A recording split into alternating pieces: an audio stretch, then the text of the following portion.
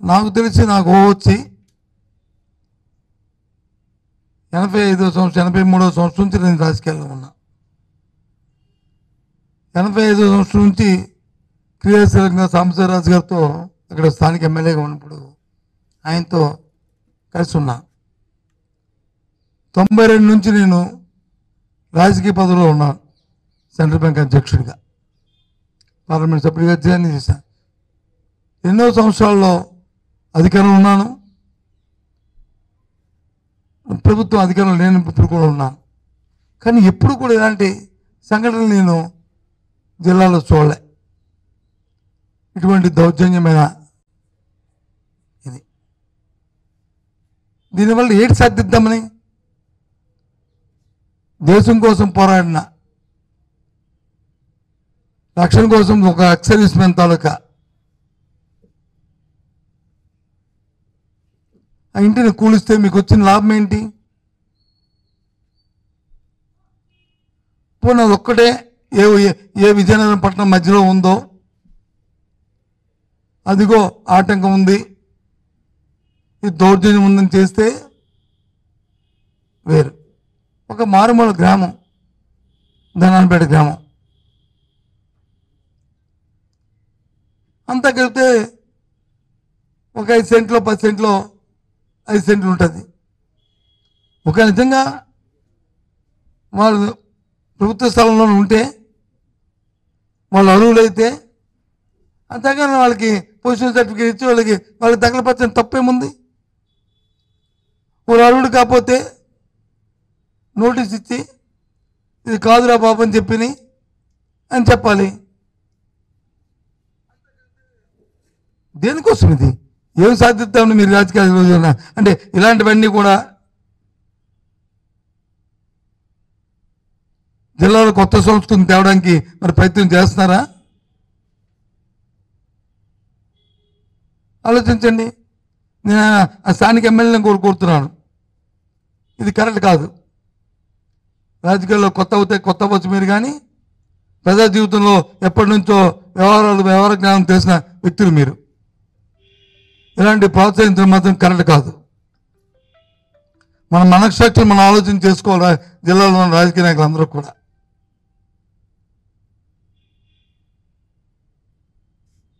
ఇటువంటి దౌర్జన్యకాండల్ని తీవ్రంగా ఖండిస్తున్నాం. రాష్ట్రంలో జరుగుతున్నాయి. గత ఎన్నిక ఫలితాలు వచ్చిన దగ్గర నుంచి ఏ విధంగా జరుగుతున్నాయో చూస్తున్నాం.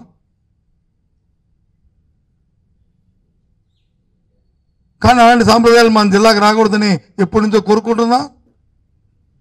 మాకు అవకాశం ఇచ్చిన, భగవంతుడు అవకాశం ఇచ్చిన దగ్గర నుంచి కూడా ఇలాంటివి ఎక్కడ కూడా దరిదాపులకు కూడా రానికుండా చేశాం. మా దగ్గర కూడా వచ్చే కంప్లైంట్లు, ఏ వ్యక్తి అయితే ఇప్పుడు ఆ ఊరిలో కంప్లైంట్ పెట్టారో ఆ వ్యక్తులు ఆ గ్రామాల్లో చేసిన గత 20-30 సంవత్సరాల నుంచి ఏ విధంగా వాళ్ళు చేశారో అన్నీ వాళ్ళ మనస్సాక్షికి వాళ్ళకి తెలుసు. ఎప్పుడైనా ఎవరు పొట్టాన్ని కొట్టడానికి కానీ, లేదా ఎవరి పేగాన్ని తీయడానికి కానీ, లేదా ఎవరు అవసరం ధ్వంసం చేయడానికి కానీ ఎప్పుడు ఆలోచన చేయలేదే. అవకాశం ఉన్నంత వరకు ఎదురుబడి సాయం చేయడానికి ఆలోచన చేస్తాం. రాజకీయం అంటే అది. ప్రజా జీవితంలో ఉన్న వాళ్ళు 10 శభాష అనిపించుకోవాలి. అలాగని నేను తప్పునొచ్చి ఒత్తాసు పలకట్లే. పాపం నేను చూశాను, నాకు ఎవరో ఒక అబ్బాయి పంపిణీ చూడండి ఎంత దీనంగా అవునాదు వింటుంటే. ఎవరైతే ఉన్నారో ఈ ఎంగినాయుడు, ఈ జవాను, రిటైర్డ్ ఆర్మీ జవాను, ప్రెసిడెంట్ ఆఫ్ ఇండియాను కూడా రిక్వెస్ట్ చేస్తున్నాడు, రాష్ట్రపతిని కూడా రిక్వెస్ట్ చేసుకుంటున్నాడు ఎంత ఈ జరిగిన దౌర్జన్యానికి.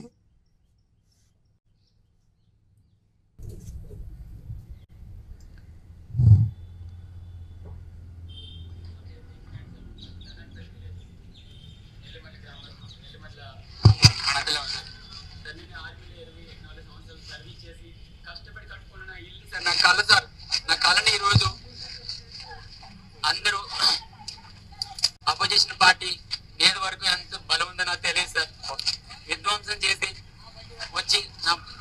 తల్లిని నా గోడనంతని పూజ చేశారు సార్. ఈ రోజు మాట్లాడడానికి మాటలు రావట్లేదు చెప్పడానికి. ఎందుకంటే నేను 24 సంవత్సరాలు ఐస్ పర్వతాల్లో కూడా సర్వీస్ చేసి వచ్చి నా ఇల్లును కూర్చుకున్నాను సార్ నేను వచ్చిన వెంటనే. ఇది పవన్ కళ్యాణ్ గారు ఎవరు చంద్రబాబు నాయుడు గారు అక్కడ చెప్తుంటారు ఒళ్ళు దగ్గర పెట్టుకొని చేయడం చేద్దామని చెప్పి. ఇదే కూటమి తాలేగా, కూటమి ప్రభుత్వం తాలేగా ఉన్నాయి సార్. దీంతో పాటు బాధని నా బాధని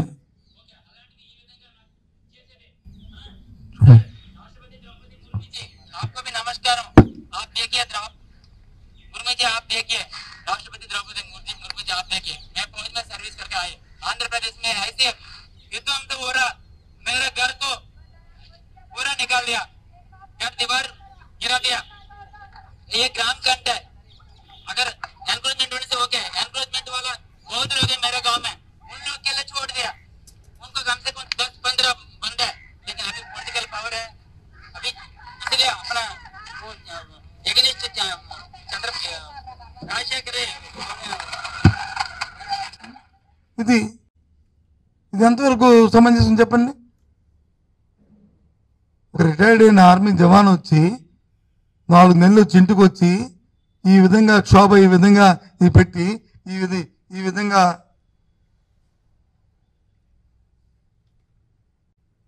కూర్చోవేసి చేయడం అనేది సమంజసమా? ఎందుకంత కక్ష? రాజకీయాలు అంటే ఒకసారి ఎమ్మెల్యేలు అయితే, ఒకసారి మంత్రులు అయితే, ఒకసారి ప్రభుత్వాలు వస్తే వ్యక్తిగతమైన కక్షలు తీసుకోవడానికి కాదు. భగవంతుడు ఇచ్చిన అవకాశాన్ని ఎదుటి సాయం చేయడానికి చూసుకోవాలి. ఒకవేళ మనకు ఎవరైనా కోపంతోనో తాపంతోనో ఏదైనా చెప్పినా దాంతో కొంత సమయం పాటిస్తూ దాంతో ఎంత గ్రావిటీ ఉంది, ఏంటి విషయం అని తెలుసుకోవాలి. నేను జిల్లా కలెక్టర్ని కూడా నేను దీంట్లో ఆక్షేపిస్తున్నాను. ఏ విధంగా మీరు పర్మిషన్ ఇచ్చారు? ఒక ఆర్మీ జవాన్కి సంబంధించిన ఒక వ్యక్తిత్వాలకి ఇంటికి వచ్చి కూర్చోడానికి మీరు కలెక్టర్ గారు కదా ఒకసారి పిలిపించుకొని అబ్బాయిని నువ్వు రెస్పాన్సిబుల్ పర్సనే కదా, నువ్వు ఆలోచించు బాబు అని చెప్తే అయిపోయా.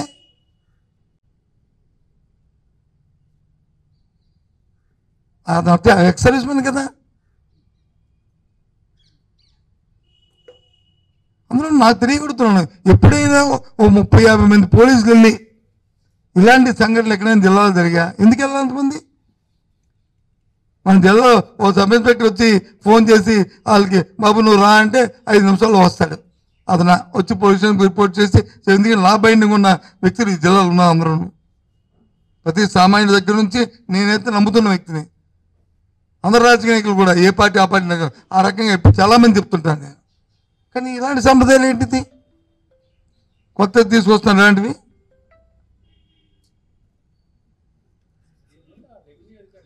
రాత్రి అయితే పగలైతే రాత్రి వస్తుంది. దయచేసి అలాంటి సాంప్రదాయాలు మన జిల్లాలో రానివద్దు. కొద్దిగా సమయం పాటించండి. మన దృష్టికి ఏదైనా నాయకులు ఎన్నుకోబడిన నాయకుల దృష్టికి ఏదైనా వస్తే రాజకీయ కోణంతో పాటు రెండు మానవతా దృక్పథం కూడా ఆలోచన చేయండి. మన మానవులం, మనమేమి తిరుగుతున్న పక్షులను జంతువులను కాదు. మానవ కోణంలో కూడా ఆలోచన చేసి ఏదైనా కార్యక్రమం చేయాలి. అంతేగాని ఇలాంటి వాటిని తీవ్రంగా ఖండిస్తున్న ఇలాంటి విషయాల్ని ఇది మళ్ళీ రిపీట్ అవ్వకూడదు దయచేసి నేను కోరుతున్నాను. మొన్న కూడా విజయనగరం అదైన తర్వాత ఒక దగ్గర వచ్చి కలవట్టుకి వాటర్ రావట్లేదని ఒక బుల్డోజర్ తెచ్చుకొచ్చి అక్కడ కొట్టారు. ఆ పేదవాళ్ళు వచ్చి ఇంటి దగ్గరకు వచ్చి ఏడ్చుకున్నారు. పట్టా ఎవరు ఇచ్చారు? అశోక్ అభిరాజ్ గారు ఎమ్మెల్యేగా ఉన్నప్పుడు ఇచ్చిన పట్టాయి కదా అది, లేకపోతే తర్వాత వచ్చిన మా వీరభద్ర గారు ఇచ్చారు పట్టా? చెప్పండి. మరి ఏ రకంగా ఇచ్చావు ఆ రోజు పట్టా ఇచ్చినప్పుడు?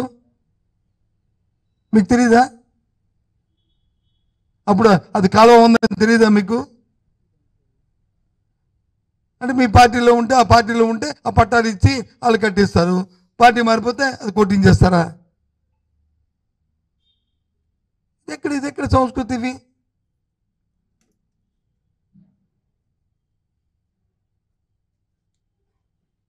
ఆ ఊరిలో ధనాపేట ఆ పెద్దలు కూడా అడుగుతున్నాను, ఎవరైతే ఈ కంప్లైంట్ పెట్టారో ఆ జవాన్ మీద రాజకీయాలు పక్కన పెడితే ఏ విధంగా గత 20-30 సంవత్సరాల్లో ఏ విధంగా ఆలోచన చేసుకోమని ఆత్మహత్య చేసుకోమని కోరుతున్నాను. వద్దు, ఇలాంటి తప్పిది దయచేసి మళ్ళీ ఇలాంటివి సెకండ్లు పునరావృతం కావద్దని కోరుతున్నాను. జిల్లా కలెక్టర్ని కూడా పునఃసంరక్షించుకోవాలి. ఇలాంటి కార్యక్రమాలని కొత్తగా వచ్చారు ఎస్పీ గారు కూడా కోరుతున్నాను. ఎప్పుడు ఇలాంటి జిల్లాలో ఇంత ఇవి లేదు. ఒకవేళ రెవెన్యూ వాళ్ళు మీకు ఇచ్చిన ఆ కేసు గ్రావిటీ ఏంటో చూడవలసిన బాధ్యత కూడా ఉంది. అందుకని రెవెన్యూ వాళ్ళు అడిగారు, ఎంఆర్ఓ అడిగాడు అని ఫోర్స్ ఇచ్చామని కాదు. ఏ సందర్భంలో ఇస్తున్నాం ఫోర్సు, ఎందుకు ఇస్తున్నాం ఫోర్సు, అక్కడ జరుగుతున్న లా అండ్ ఆర్డర్ ఏంటి, ఆ ఊరు తాలూకా పొజిషన్ ఏంటి, ఇంతకుముందు హిస్టరీ ఏంటి అన్నీ చూసుకోవాలి. మన 50 మంది వెళ్ళిపోయి ఆ జవాన్ ఇల్లు తోల్చడం అంటే ఏంటిది? చాలా తప్పు. ఏమంటున్నారు?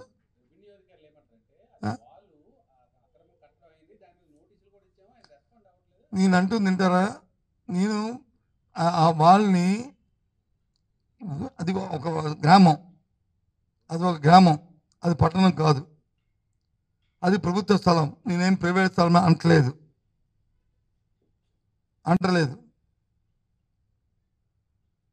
అర్థమైందా? అదే నోటీసులు వచ్చి ఇవి వదిలేరు కదా, ఇంకో 5 కూడా ఇచ్చారు. మరి 5 ఎందుకు కొట్టలేదు? 5 ఎందుకు 5 నోటీసులు ఇచ్చిన అవి ఎందుకు కొట్టలేదు?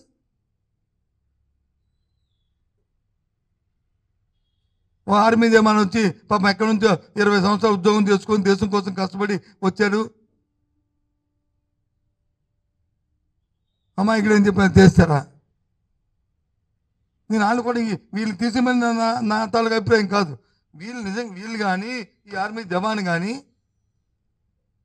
ఆ కట్టడాల వాళ్ళు వచ్చి గ్రామాలకు వచ్చే ఇబ్బంది వస్తే, లేదు అది ప్రభుత్వ భూమి అయినప్పటికీ గ్రామకంఠం అయినప్పటికీ కూడా ఒకవేళ ఉంటే దానికి వాళ్ళకి అర్హులైతే వాళ్ళకి దాని మీద పొజిషన్ సర్టిఫికేట్ ఇచ్చి దాన్ని రెగ్యులేట్ చేయండి. లేదు ఊరికేమైనా ఇబ్బంది వచ్చి ప్రజా జీవితాలకు వచ్చి దైనందిన జీవితానికి ఏమైనా ఇబ్బందిగా పరిస్థితి వస్తే ఓకే ఫైన్, రోడ్డు గడ్డ. నేను ఇలాంటి వాడిని ఎంకరేజ్ చేయమని అన్నాం, జరిగినప్పుడే చూసుకోవాలి. పోనీ ఇవాళ కడుతుంటే ఆపేమంటే అర్థం ఉంది, ఇంకా ఎక్కువగా కట్టొద్దు మీరు, తప్పు, దాన్ని మేము ఒప్పుకోము అని ఆపే తప్పు. ఎప్పుడో కట్టిన 2-3 సంవత్సరాల కింద కట్టిన దాన్ని అది తప్పు అంటాను. పదం రా జిల్లా మీదకి ఎన్ని అక్రమ కట్టాలు ఉన్నాయో, ఎన్ని కాలువలు, ఎన్ని గోళ్ళు, ఎన్ని లేవో తప్పు కదా ఇది. పేదవాడు ఎప్పుడైనా ఒక పేదవాడికి వచ్చి ఇలాంటి వస్తుప్పుడు ముందు అది మానవతా దృక్పథం చూసి నిజమే గవర్నమెంట్ గ్రామకంఠం కట్టాడు, దాన్ని రెగ్యులేట్ చేయడానికి అవకాశం ఉందా, ఒక ఆర్మీ జవాను, ఒక ఎక్స్ సర్వీస్ మ్యాను అని ముందు ఆ లైన్ ఆలోచన చేసుకోవాలి. అది వచ్చే గ్రామంలో ఎవరికైనా ఇబ్బంది వస్తుందా, ఇది రెగ్యులేట్ చేయడం వల్ల వాళ్ళకి ఇబ్బందికరమైన పరిస్థితి వస్తుందా, వస్తే అది తప్పది, ఎదుటివాడికి ఇబ్బంది పడకూడదు ఆలోచన చేయాలి. దానికి ఏదైనా రుచి ఉంటే బాబు డబ్బు కట్టి నువ్వు దాన్ని రెగ్యులేట్ చేయి. ఎంతమందికి ఇస్తావు? ఇవ్వట్లేదు, మనం రెగ్యులేట్ చేయడం, పొజిషన్ సర్టిఫికేట్ ఇవ్వట్లేదు. ఒక ఉగ్రవాద దగ్గరికి వెళ్ళినట్లు 50 మంది పోలీసులు వెళ్ళి ఉదయం 8 గంటలకి పడుకొని లేచేటప్పటికి వెళ్తే మా కుటుంబం ఏమైపోలే. అలాంటి సంప్రదాయాలు మా గ్రామాల్లో లేవు. ఎప్పుడు నేను అధికారంలోకి వచ్చిన తర్వాత 15 సంవత్సరాలు నేను అధికారంలో ఉన్నాను, 15 సంవత్సరాలు అధికారం లేకుండా ఉన్నాను, 30 సంవత్సరాలు ఉన్నాను. అంతకుముందు కూడా తెలుగుదేశం పార్టీ 15 సంవత్సరాలు ఈ జిల్లా అధికారంలో ఉంది. అప్పుడు ఎప్పుడు చూడలేదు నేను, లేదు 15 సంవత్సరాలు మీ అధికారంలో ఉన్నాను, ఎప్పుడు చూడలేదు ఇలాంటివి. ఇలాంటి కొత్త సంప్రదాయాలు ఏంటి అది నేను అడుగుతుంది. రెవెన్యూ నోటీస్ ఇవ్వచ్చు, కాదని లేదు. ఆ నోటీసులు వీళ్ళకి కూడా ఇచ్చారు కదా నోటీసులు. ఇవన్నీ వీళ్ళకైనా అది దానివల్ల ఇంకోటి నష్టం వస్తుందా? లేదు అది ఏమని ఇవాళ నిన్న కట్టిన పచ్చిగా ఉన్నదా? అని చూసుకోవాలి కదా. అది అడ్మినిస్ట్రేషన్ బాధ్యత కదా. అది ఎవరో చెప్తారు, వారికి ఇద్దరు బాధ్యత. అందుకే నేను ముందేం చెప్తున్నాను, రాజకీయాల్లో గెలిచిన వ్యక్తులు రాజకీయాలు ఎన్నికలైన తర్వాత రాజకీయాలు పక్కన పెట్టుకుంటూ రాజకీయ పార్టీని కాపాడుకుని వద్దాను ఎవరు రాజకీయ పార్టీ వాళ్ళకి ఎక్కువ, కానీ మానవత దృక్పథం కూడా ఉండాలి. మూర్ఖత్వాలు దౌర్జన్యాలు ఇవి కలకాలం పనిచేయవు. ఇది శాశ్వతం అనుకుంటే పొరపాటు. గత 5 సంవత్సరాలు అధికారంలో ఉన్నాను, 5 సంవత్సరాలు అధికారంలో లేను. అంతకుముందు 5 సంవత్సరాలు లేను, అంతకుముందు 10 సంవత్సరాలు ఉన్నాను.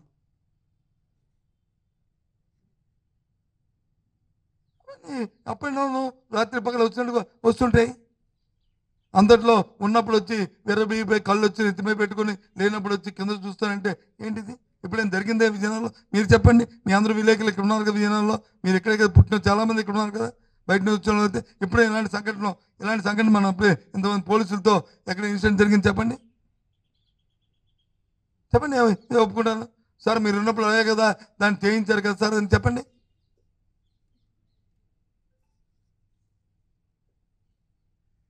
నేనే అంటలేదు, గత 15 సంవత్సరాలు అధికారం లేనప్పుడు కూడా అప్పుడు కూడా జరగలేదు, అప్పుడు కూడా జరిగాను నేను.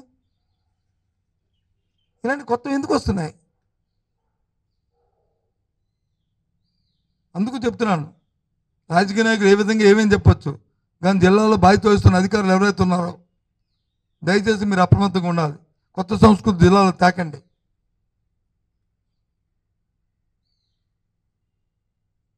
జిల్లాకున్న గౌరవాన్ని సాంప్రదాయాన్ని కాపాడండి.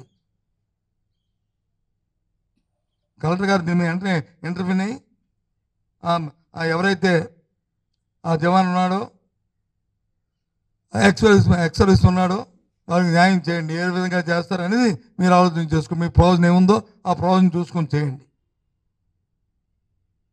నేను యాక్చువల్గా వెళ్దాం అనుకున్నాను ఇవాళ ఊర్లోకి, కానీ వెళ్ళి మళ్ళీ టెన్షన్లు పెంచాలి లేకపోతే ఇవి రాజకీయం చేయాలనే ఆలోచన కాదు కాబట్టి మిమ్మల్ని పిలిచి నేను వచ్చి మీతో పత్రికతో మాట్లాడుతున్నాను.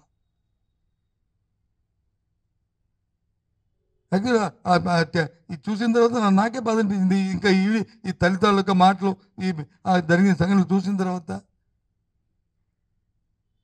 నాకెవరు ఫోన్ చేసి చెప్పలేదు. ఊర్లో చూసిన వెంటనే వెళ్దాం అనుకుని నేను అనుకున్నాను ఇదేంటి ఇలాంటివన్నీ ఎక్కడ దీనికి ఎండ ఉండాలి కదని, కానీ ఊర్లోకి వెళ్తే బాగోదు కదని ఉద్దేశంతో, ఇంకేదో బాగోదంటే ఇంకో ఉద్దేశం కాదు.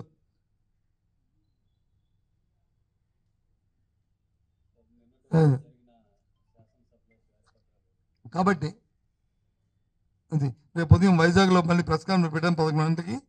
అక్కడ వచ్చి మిగతా విషయాలు మనం ఏదైనా జిల్లాకు సంబంధించి ఏమైనా ఉంటే మాట్లాడండి, చెప్తాను. మిగతా ఏమైనా ఉంటే రేపు ఉదయం 11 గంటలకు వైజాగ్లో మాట్లాడతాను, అక్కడ మాట్లాడతాను. సో ఏ విషయం ఉన్నా సరే మళ్ళీ ఈ విషయం మళ్ళీ దాని డైవర్షన్ వస్తుంది. దయచేసి మిమ్మల్ని కూడా కోరుతున్నాను, మీకేమైనా ఉన్నప్పుడు ఒక మంచి మాట రాయండి. అందరికీ ఒక జ్ఞానోదయం కలిగినట్టు, ఒక ఆలోచన రేకెత్తించినట్టు. ఇలాంటి వ్యతిరేకమైన ఒక కుటుంబానికి నష్టం వచ్చి ఒక దేశంలో ఒక ఎక్స్ మ్యాన్కి ఇబ్బంది వచ్చిన కార్యక్రమం కూడా అవుద్ది, ఇంకోటికి అవుద్ది. మరి ఎవరిని మీరు గౌరవిస్తారు?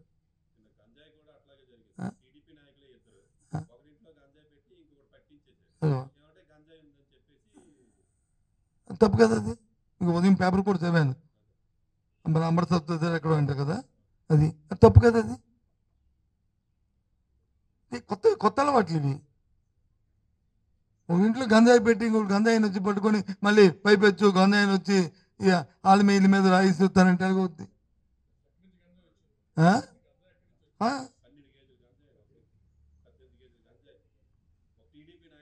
మరి టీడీపీ నాయకుడికి ఏ నాయకుడైనా తీసుకొచ్చి లోన పెట్టి మొత్తం 2 ముడుకులు ఎరగొట్టి అని చెప్పించాలి. ఏ పార్టీ వాడైనా సరే తప్పు కదా అది. మళ్ళీ తీసుకెళ్ళి ఇంకోటి ఇంట్లో పడేసి పేపర్లో చెప్పాను వాళ్ళు టీడీపీ నాయకులు అంట. కొన్ని ఉన్నాయి రెండు పార్టీల అంటే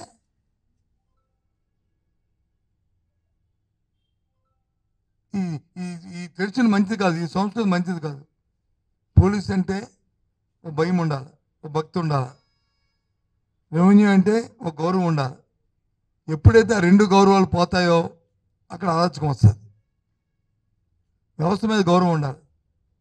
నాకు తెలిసి మన ఉత్తరాంధ్ర ప్రాంతంలో ముఖ్యంగా విజయనగరం జిల్లాలో ఇంతవరకు మనం లా బైండింగ్తో ఉన్నాం.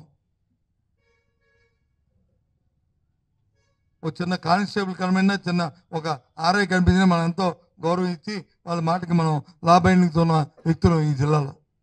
దయచేసి ఆ సాంప్రదాయాన్ని మీరు పాడు చేయొద్దు. కొత్తగా రాజకీయాలు, ఎందుకంటే ఎవరైనా రాజకీయాలకు వచ్చినప్పుడు కొత్త, కానీ వచ్చిన తర్వాత నేర్చుకోవాలి. వచ్చిన తర్వాత వ్యవహార జ్ఞానం తెలుసుకోవాలి. ఒక తప్పు జరిగితే తప్పు జరిగిందని చెప్పి ఇంకోసారి జరగకూడదని చెప్పి వార్న్ చేయాలి. మనకు తెలిసి జరిగిన వెంటనే దాన్ని రెస్పాండ్ అయ్యి మళ్ళీ ఇంకోసారి ఇలాంటి సంఘటనలు జరగకూడదని చెప్పాలి. అప్పుడే వ్యవస్థ ఉంటుంది. నేను నా తర్వాత ఎవరైనా మాట్లాడితే రేపు కానీ నుండి కానీ అడగమండి, ఇగో 10 సంవత్సరంలో ఇది జరిగిందని నా దృష్టిలో వచ్చి నాకు జరిగితే ఒకవేళ మా వాళ్ళు ఏదైనా చిన్న చేసినా నాకు తెలిస్తే కాదని చెప్పేవాడిని, ఖండించేవాడిని తప్పని. జిల్లా పరిషత్ మీటింగ్లో చెప్పేవాడిని, డిఎస్ మీటింగ్లో చెప్పేవాడిని, దీంట్లో చెప్పేవాడిని. మనం ఉన్నది ఆన్సరబుల్ ప్రజలకి, ఒక పేదవాడి కోసం, ఒక మధ్యతరగతి వాడి కోసం, ఒక జిల్లా అభివృద్ధి కోసం. అవి మానుకొని ఇదేం పని?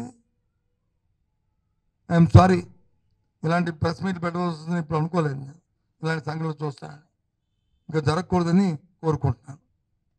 చెప్పండి, ఇంకేమైనా.